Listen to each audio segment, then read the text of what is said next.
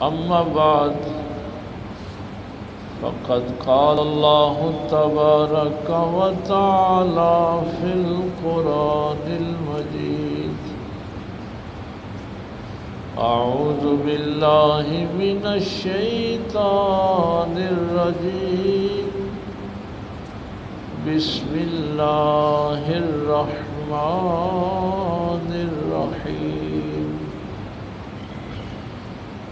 ألف لام ميم أحسب الناس أن يتركوا أن يقولوا آمنا وهم لا يفتنون.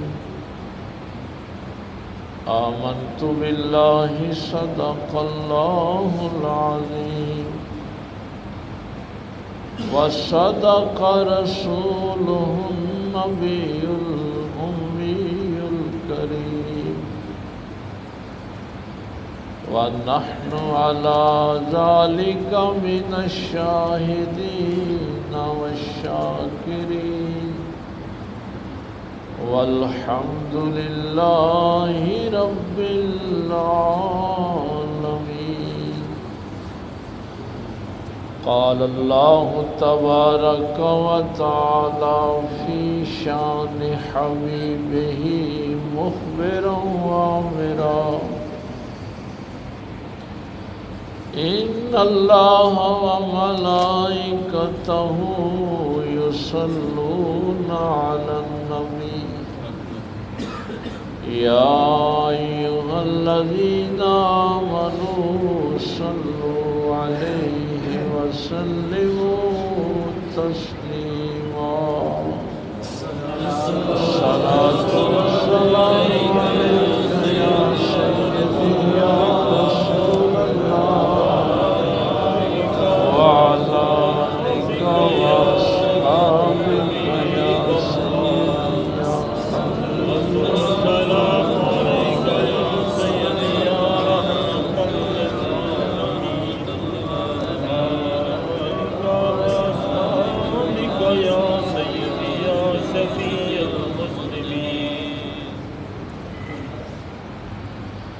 اللہ رب العزت کی حمد و ثنا کے بعد اور پاک پیغمبر صلی اللہ علیہ وآلہ وسلم پہ ہدیہ درود و سلام پیش کرنے کے بعد نہایت ہی واجب الاحترام معزز سامعین، بزرگوں، دوستوں، عزیز بھائیوں، اہل ایمان کے لیے یہ بڑی مبارک ساعتیں اور گھڑیاں رمضان المبارک کی صورت میں اللہ تعالیٰ نے عطا فرمائی، اور ظاہر ہے ایمان والے ہی مقدر والے اور قسمت والے ہیں کہ جن کو اللہ تعالیٰ نے اپنی بے پناہ رحمتوں کے وعدے سے نوازا ہے۔ دن کا روزہ اور رات کا قیام، یہ دونوں کام جس نے بھی ایمان اور احتساب کے ساتھ کیے، اللہ کا وعدہ ہے کہ میں اس کے پچھلے سارے گناہ معاف فرما دوں۔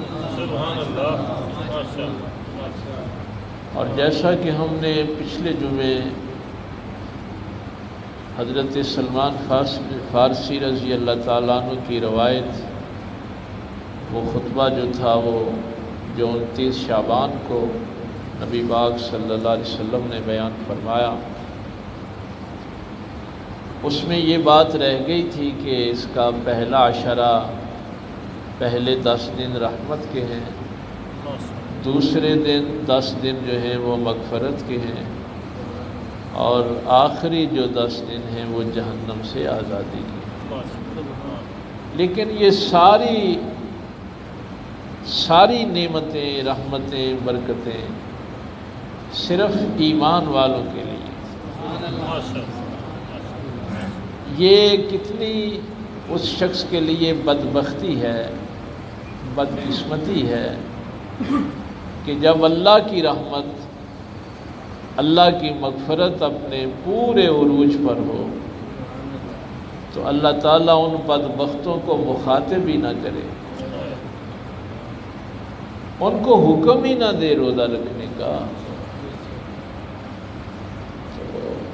اس لیے یہ ساری نعمتیں جتنی بھی ہیں سب کا تعلق جو ہے وہ ایمان کے ساتھ ہے۔ اللہ تعالیٰ نے ایمان والوں پہ روزے فرض کیے۔ وہ اولاد بھی بڑی بدبخت ہوتی ہے کہ باپ کسی بات کا حکم دے ساری اولاد کو، اس میں سے ایک دو کو چھوڑ دے، وہ جن کو چھوڑ دے وہ بدبخت اولاد ہوتی ہے۔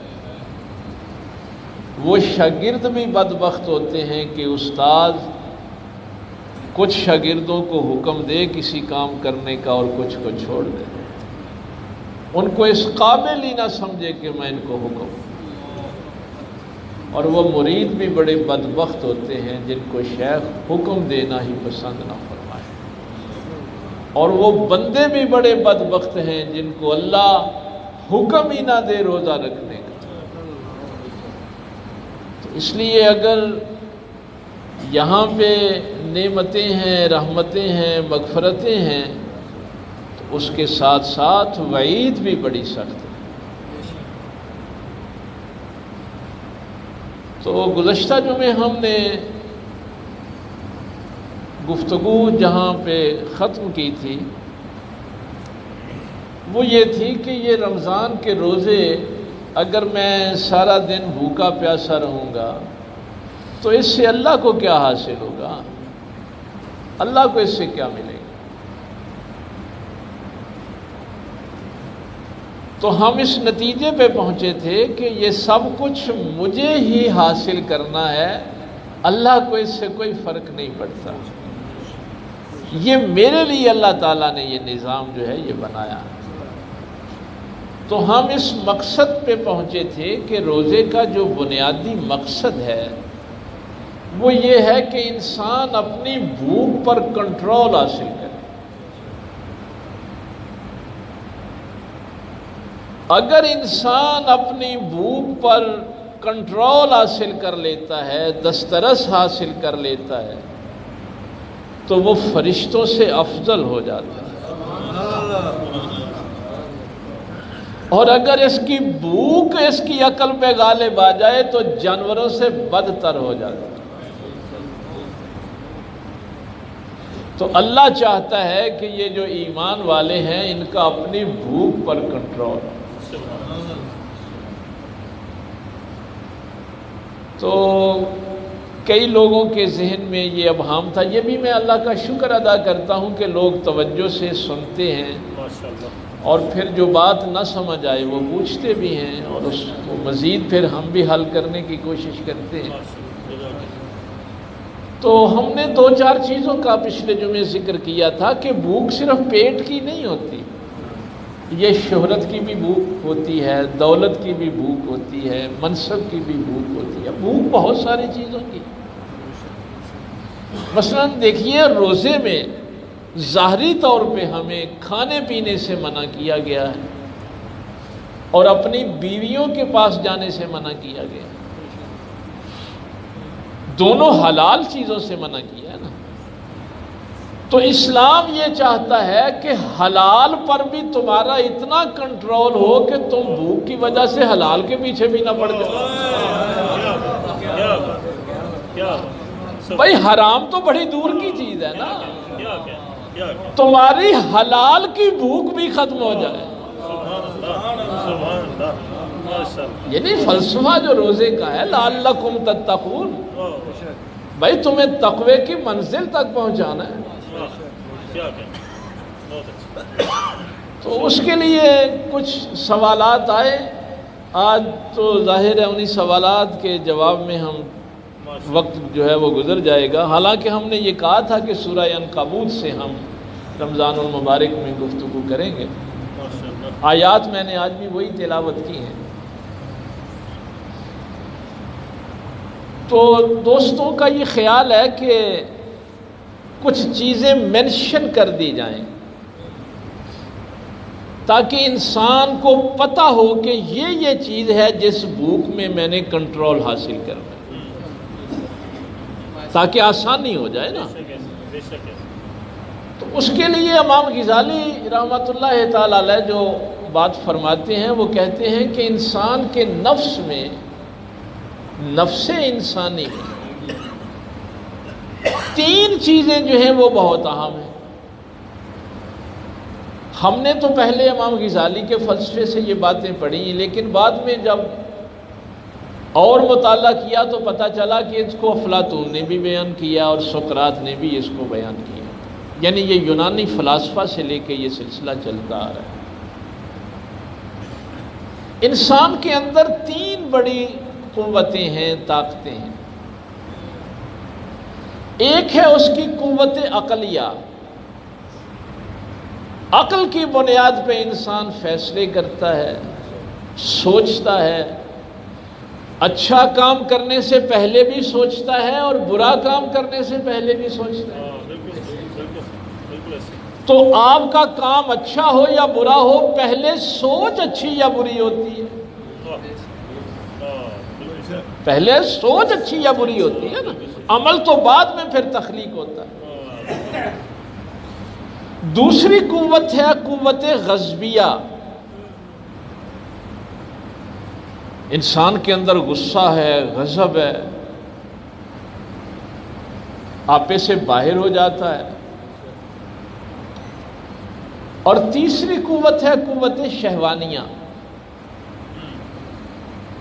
شہوت جو ہے اس پہ بھی اس کا غلبہ حاصل کرنا جو ہے وہ بہت ضروری ہے۔ اب یہ تین چیزیں ہیں، آج ہم نے صرف ان تین پہ فوکس کرنا ہے، چونکہ دوست یہ کہہ رہے تھے کہ پتہ ہو کہ یہ چیزیں ہیں جن کی بھوک پہ ہمیں کنٹرول حاصل کرنا چاہیے۔ اب دیکھیے، عقل پہ ساری دنیا کے فلاسفہ بات کرتے ہیں۔ اگر آپ جو لوگ مسلسل ہمارے ساتھ وابستہ ہیں، جمعہ پڑھتے ہیں، تو ان کو پتہ ہے کہ ہم نے حکمت پہ 2 جمعے پڑھائے تھے۔ اگر آپ کی عقل شیطانی راستے پہ چلے تو زمین پہ فساد پیدا کرتی ہے، اور اگر وہی عقل اللہ کے حکم پہ چلے تو حکمت پیدا کرتی ہے۔ میں نے زیادہ تفصیل میں نہیں جانا، آپ نے ان جملوں کے پیچھے پیچھے رہنا ہے تاکہ ہم کسی منزل تک آج پہنچ پائیں۔ یعنی عقل کی بھوک جب ختم ہوتی ہے تو حکمت پیدا ہوتی ہے۔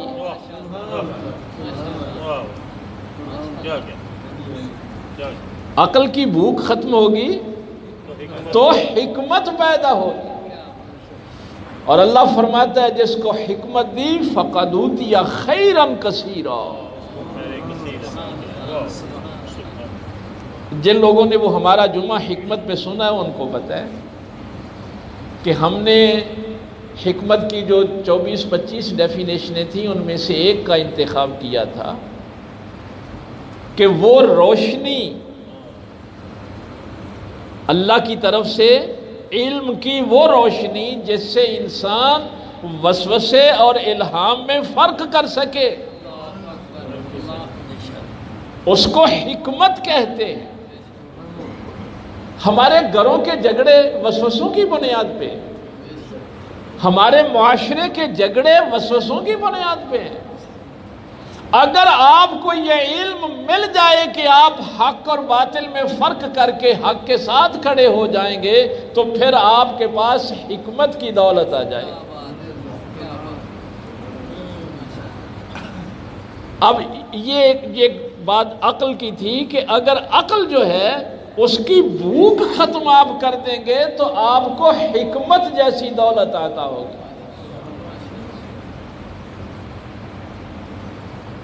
دوسری قوت تھی قوت غضبیہ،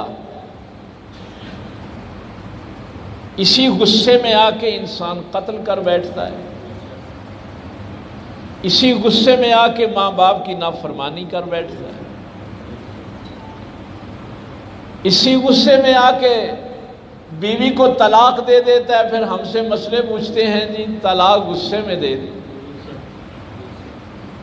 دیکھیے نا انسانی معاشرے کی کتنی برائیاں ہیں جو اس غصے کی وجہ سے۔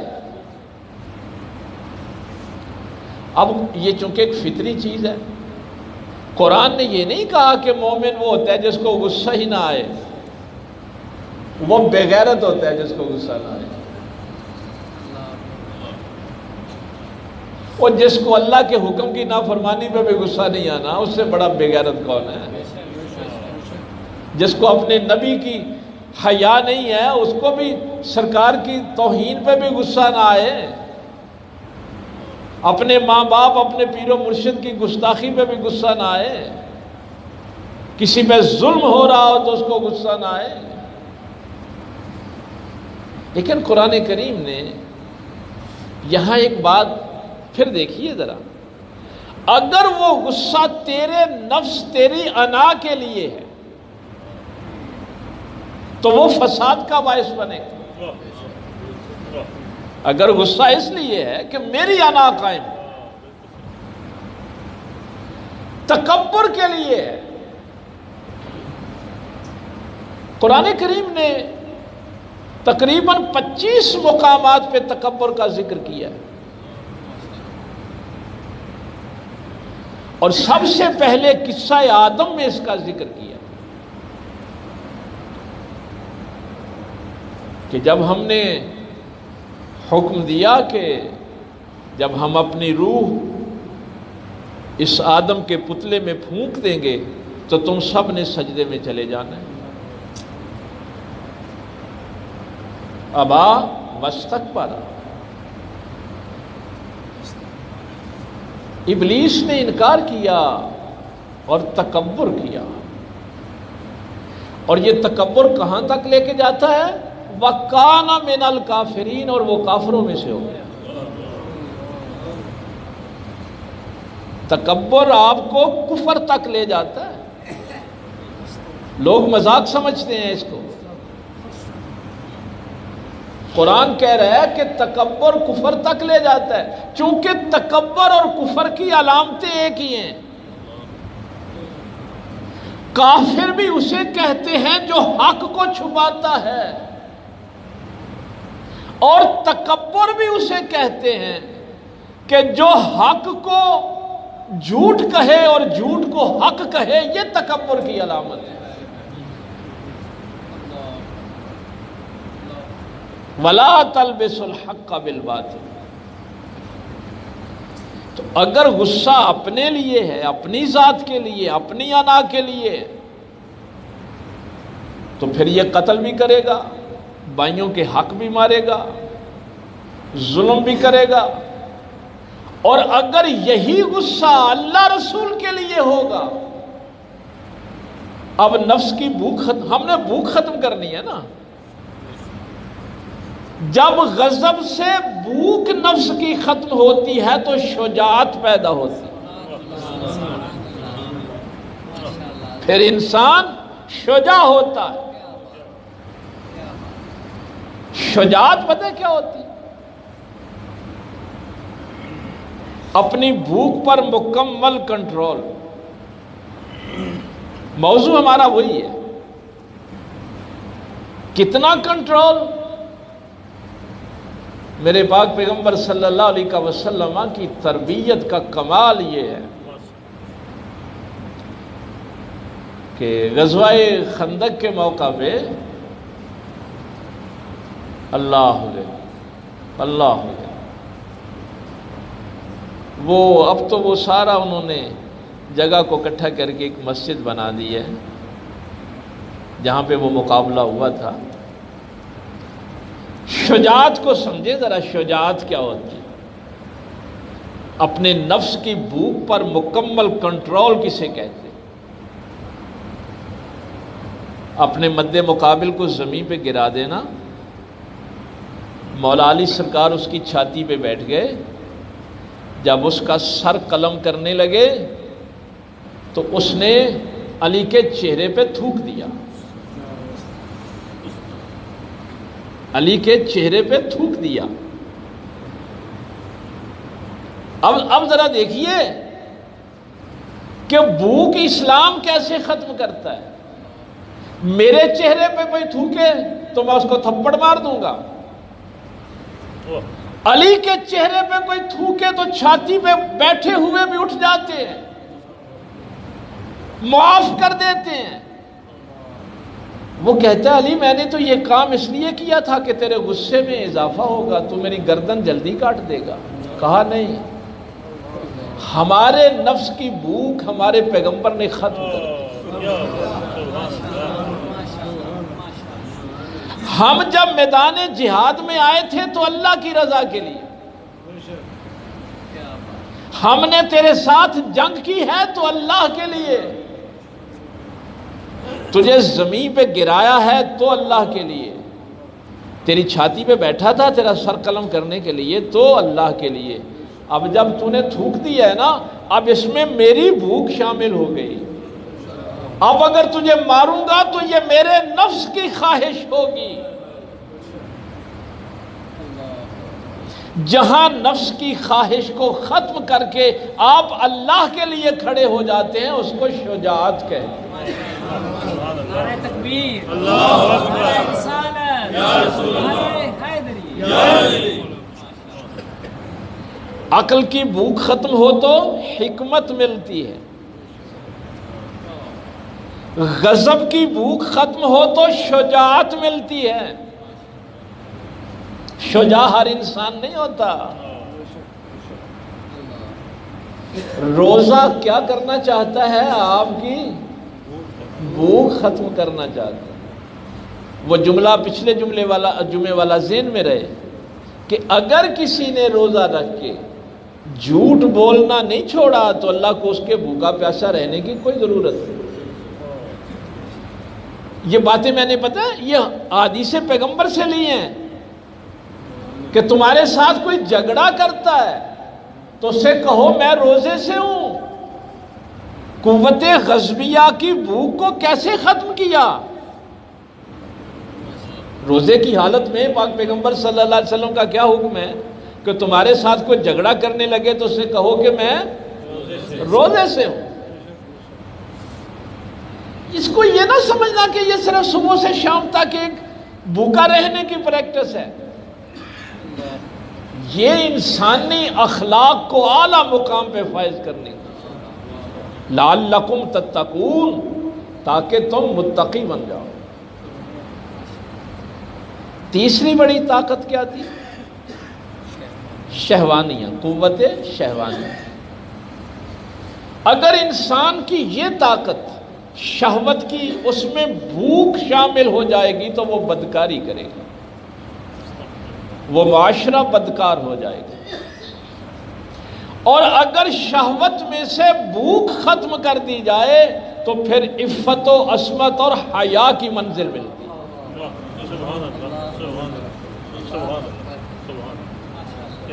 اب دیکھیے یہ سورہ بقرہ میں جہاں ہم نے وہ روزے کی بات کی تھی وہاں اپنی بیویوں کے پاس جانے سے بھی منع کیا ہے نا۔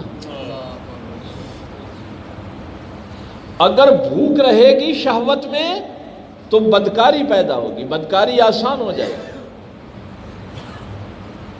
جب اسلام یہ کہتا ہے یا ایھا النبی قل لازواجک و بناتک و نساء المؤمنین یدنین علیہن من جلابیبہن ان یعرفن فلا یؤذین، یہ سورہ احزاب۔ اے نبی صلی اللہ علیہ وسلم اپنی بیویوں کو و بناتے کا اور اپنی بیٹیوں کو و نساء المؤمنین اور مومنوں کی عورتوں کو، عام مسلمان عورتوں کو حکم دو کہ وہ جب گھر سے باہر نکلیں تو اپنی اوڑھنیاں اپنے اوپر لے لیا کریں۔ اسلام عورت کو پردے کا حکم کیوں دیتا ہے؟ تاکہ معاشرے سے بدکاری کی ہوس جو ہے اس کو کم کیا جائے۔ چونکہ اگر شہوت میں بھوک آ گئی تو آج پھر آپ پڑھتے ہیں اخباروں میں بھی اور میڈیا میں بھی دیکھتے ہیں کہ بہنیں بھائیوں سے محفوظ نہیں رہیں گی، یہ بھوک پھر وہاں تک جائے گی۔ بیٹیاں اپنے باپ سے محفوظ نہیں رہیں گی۔ یہ واقعات آج کل رپورٹ ہو رہے ہیں، باقاعدہ تھانوں میں پرچے ہو رہے ہیں۔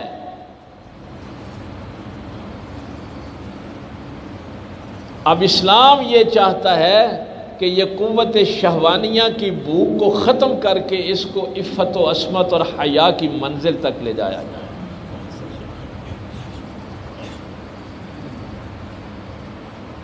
ایک صرف اشارہ کروں گا، یمن فتح ہوا، پاک پیغمبر صلی اللہ علیہ وسلم تشریف فرمائے، مال غنیمت آقا کے سامنے رکھا گیا اور اس میں جو قیدی تھے وہ بھی سامنے پیش کیے گئے۔ ان قیدیوں میں ایک بچی تھی، نوجوان، اس نے اپنے بال اپنے چہرے کے اوپر کیے ہوئے تھے۔ سرکار نے جب ان قیدیوں کو دیکھا تو اس بچی کی طرف جب نگاہ اٹھی رحمت للعالمین پیغمبر کی، تو سرکار نے فوری طور پہ اپنی رحمت والی چادر اتار کے فرمایا اس کے سر پہ دے دو۔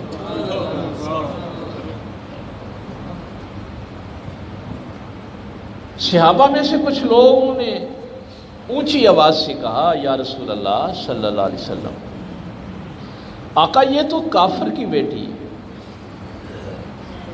حاتم طائی عیسائی تھا نا، کرسچن تھا، یہ عیسائی کی بیٹی ہے۔ تاریخی جملے میرے پاک پیغمبر صلی اللہ علیہ وسلم نے فرمایا، بیٹی تو ہے چاہے کافر کی۔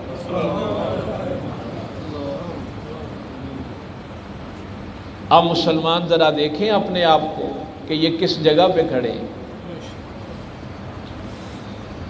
جب میرے پیغمبر فرماتے ہیں نا کہ بیٹیوں کی حیا کرنی ہے، تو وہ صرف مسلمانوں کی نہیں، کافروں کی بیٹیوں کی بھی حیا کرنی ہے۔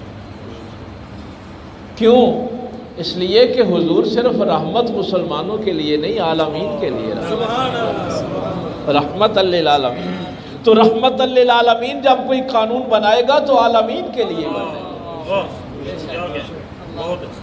وہ قانون پھر کسی قوم کے لیے تو نہیں بنائے گا۔ جہاں میں آپ کو لے کے آنا چاہتا ہوں، اس نے عرض کی، حاتم طائی کی بیٹی نے، کہنے لگی یا رسول اللہ صلی اللہ علیہ وسلم میں چاہتی ہوں کہ میں اپنے بھائی عدی بن حاتم کو لے کے آؤں۔ یہ بعد میں مسلمان ہوئے، ان سے بڑی احادیث روایت ہوئی ہے۔ وہ چلی گئی اور جا کے اپنے بھائی سے کہا، مسلمان ہونا یا نہ ہونا یہ تیری مرضی ہے، بس میری ایک خواہش ہے کہ تو رحمت للعالمین پیغمبر کو ایک دفعہ مل لے، ایک دفعہ ان کی زیارت کر لے۔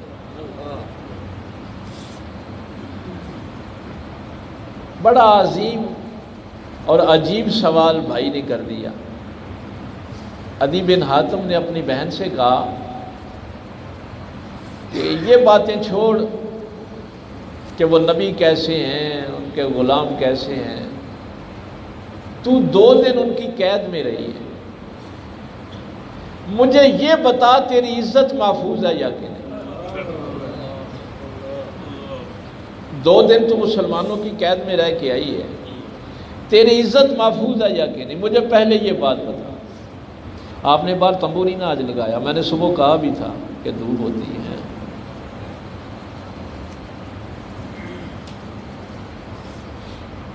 یہ عیسائیوں نے جو تاریخ لکھی ہے نا، انہوں نے یہ جملے لکھے۔ حاتم طائی کی بیٹی نے اپنے بھائی سے کہا، باپ مر جائیں تو بھائی ہی بہنوں کی عزت کے محافظ ہوتے ہیں۔ اور بھائی باپ مر جائیں تو بہنوں کی عزت کے محافظ بھائیوں سے بڑا کون ہوتا ہے؟ بھائی ہی عزت کے محافظ ہوتا ہے۔ تو میرا بھائی ہے،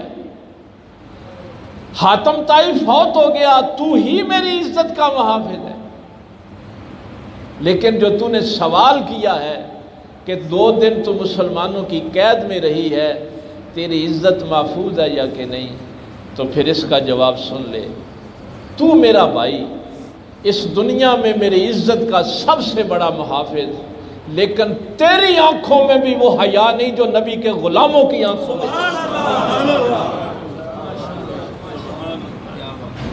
تو جب شہوت سے بھوک ختم کی میرے پیغمبر نے، تو پھر اپنے غلاموں کو حیا کی اس منزل پہ کھڑا کیا۔ یہ اپنے نہیں، یہ غیر گواہیاں دے رہے ہیں۔ اس لیے اسلام یہ تینوں بھوکے جو ہیں نا، یہ ختم کرنا چاہتا ہے۔ تیری عقل کی بھوک جس میں وسوسے، شیطانی خیالات، یہ سارے ختم ہو کے الہام کے نیچے آ جائیں، اللہ کی وحی کے نیچے آ جائیں۔ تیری قوت غضبیہ جب اللہ کی رحمت کے نیچے آئے، اس پہ تیری بھوک پہ کنٹرول ہو، تو تو شجاع بن کے اس دنیا میں رہے۔ اور جب تیری شہوت کی بھوک ختم ہو، تو تو حیا والا اور عفت اور عصمت والا بن کے اس دنیا میں رہے۔ یہ ہے لعلکم تتقون۔ روزہ کس لیے رکھنا ہے؟ تاکہ تم متقی بن جاؤ، تقوی اختیار کرو۔ اب اس کے جب ہم نے حکمت پہ بات کی تھی، تو اس میں پھر 3 درجے ہم نے عرض کیے تھے۔ وہ جو جمعہ ہے نا، جو حکمت میں ہم نے پڑھایا تھا، اگر آپ کو یاد، کہ اگر یہ اخلاق، یہ بھوک کوئی ایک فرد جو ہے اس کے اندر سے ختم ہوگی، وہ شجاع بن جائے، وہ حیا والا بن جائے، وہ حکمت والا بن جائے، وہ سچا بن جائے، دیانتدار بن جائے، یہ قدریں جب کسی ایک انسان کے اندر آتی ہیں تو اس کو اخلاق کہتے ہیں، اس کو اخلاق کہتے ہیں۔ اگر یہی کوشش ایک خاندان کے لیے ہو، جو قرآن کہتا ہے قُوْ أَنفُسَكُمْ وَأَهْلِيكُمْ نَارًا، ساری زندگی یہی کوشش نہ کرتے رہنا کہ میں جہنم کی آگ سے بچ جاؤں، نہیں، اپنے آپ کو اور اپنے گھر والوں کو بھی جہنم کی آگ سے بچا۔ تو جب یہی کوشش ہوتی ہے کہ میری اولاد، میرے گھر والے، میرے خاندان والے بھی حیا والے ہو جائیں، حکمت والے ہو جائیں، شجاع ہو جائیں، سچے ہو جائیں، تو اس کو کہتے ہیں تدبیر منزل۔ اور اگر یہی سوچ آپ کی کسی ملک تک اور دنیا تک، عالمین تک چلی جائے، آپ کی یہ سوچ ہو کہ اب میرے اندر بھی یہ اخلاق آ جائیں، یہ بھوک ختم ہو جائے، اس کے بعد میرے خاندان کے اندر سے یہ چیزیں ختم ہو جائیں، ان کی بھوک ختم ہو جائے، وہ اعلیٰ انسان بن جائیں، اس کے بعد پھر اگلی منزل یہ ہے کہ میرا شہر، میرا محلہ، میرا ملک جو ہے، اس کے لوگ بھی کامیابی حاصل کریں۔ اسلام یہ نہیں چاہتا، اصل میں بھوک کیا ہوتی ہے کہ انسان صرف اپنا سوچے۔ اوہ بھائی، اسلام تمہیں یہاں سے باہر نکال رہا ہے، تو جب آپ کسی ملک کے متعلق سوچتے ہیں تو اس کو سیاست کہتے ہیں۔ یہ سیاست کا لفظ بھی وہاں سے، یہ جو سقراط اور افلاطون ہے وہاں سے آیا ہے۔ اگر فرد کے متعلق قدریں آئیں گی تو اخلاق ہوگا، خاندان کے متعلق ہوں گی تو تدبیر منزل ہوگی، اور اگر کسی شہر یا ملک یا پوری دنیا کے لیے ہوگا تو اس کو سیاست کہیں گے۔ اب آپ سوچ لیں کہ ہم کہتے ہیں جی سیاست تو جھوٹ بولنے کو کہتے ہیں، نہیں، سیاست لوگوں کی بھوک ختم کر کے ان کو اعلیٰ اخلاق پہ فائز کرنے کا نام ہے۔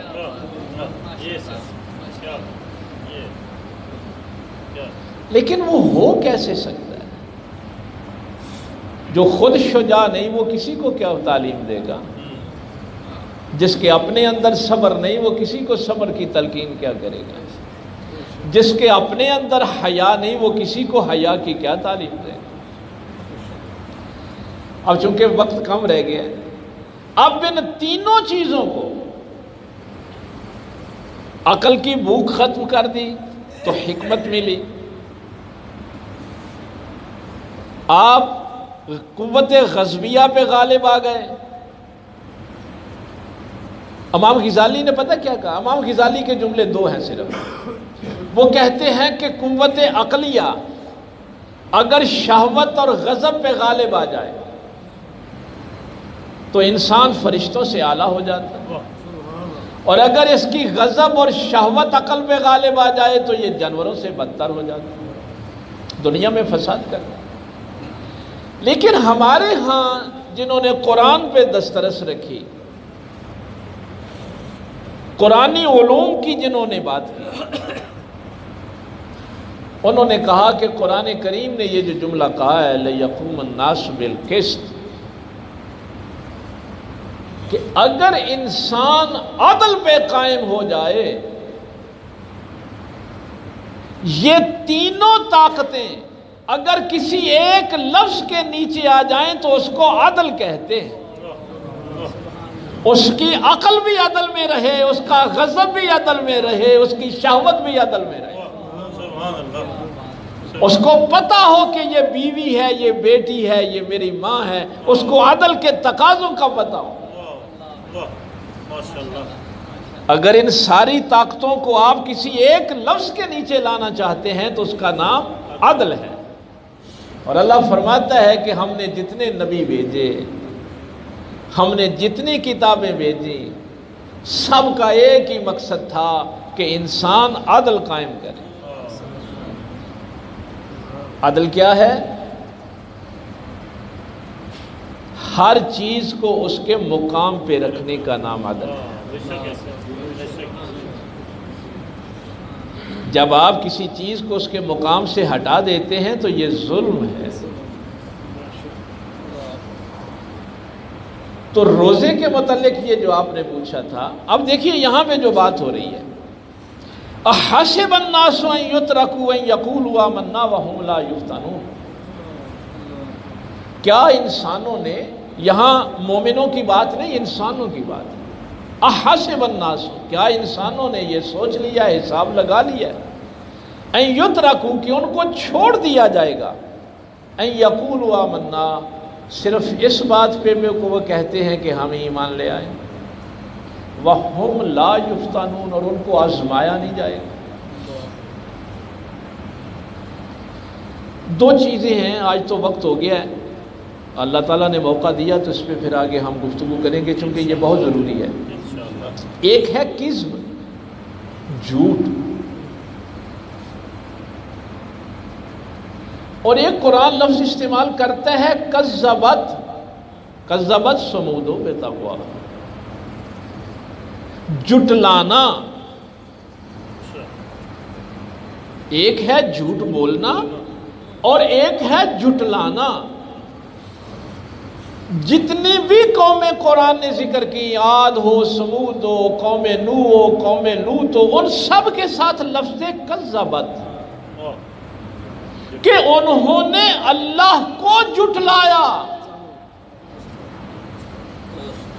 یعنی اپنے نظریے سے جھٹلانا اور اپنے عمل سے جھٹلانا۔ اللہ کہے کہ تیرا فائدہ حیا میں ہے اور تو زبان سے بھی جھٹلائے کہ لو جی پھر دنیا چ نہیں رہنا، مجھے ساڑیاں عورتاں ننگے کپڑے ہو جائے نہ پڑ جائے ننگیاں نظر ہوں تو ہی معاشرے کی میں زندہ رہا، یعنی یہ تم نے اللہ کو جھٹلا دیا، اپنی گفتگو سے بھی اور اپنے عمل سے بھی۔ تو جب کوئی قوم اپنے نظریے اور اپنے عمل سے اللہ کو جھٹلاتی ہے تو پھر وہ عذاب سے نہیں بچتی۔ یہ بات یاد رکھنا۔ اور وہ بھی یقین جانیے میں تو سوچ کر کانپ جاتا ہوں کہ جب اللہ کسی قوم پہ عذاب نازل کرتا ہے، نشان عبرت بنا دیتا ہے، جب رحمان غضب میں آ جائے تو وہ کیا مقام ہوتا ہو۔ وَلَا يَخَافُ عُقْبَاهَا، سورہ والشمس کی کذبت ثمود بطغواها۔ یہ سمود کا ذکر قرآن نے اس لیے کیا کہ ان کو پتہ تھا، مکہ والوں کو اس راستے پر سے گزرتے تھے جہاں یہ قوم تباہ ہوئی۔ کذبت ثمود بطغواها، مکہ والوں سے کہا گیا تم دیکھتے نہیں اس راستے میں کہ جب سمود نے طغیان میں آ کے، سرکشی میں آ کے اللہ کو جھٹلا دیا، فقال لهم رسول اللہ ناقۃ اللہ وسقیاها فکذبوه فعقروها فدمدم علیہم ربهم بذنبهم ولا یخاف عقباها۔ میں صرف اس آیت تک محدود آج رہنا چاہتا ہوں۔ عیسائیوں نے اصل میں یہ لکھا تھا، یہ عیسائیوں کا نظریہ تھا کہ اللہ جب کسی قوم یعنی قوم عاد کو برباد کیا، قوم سمود پہ عذاب نازل ہوا یا قوم لوط پہ ہوا، تو ان قوموں پہ عذاب نازل کرنے کے بعد اللہ پچھتایا۔ یہ عیسائیوں کا نظریہ تھا۔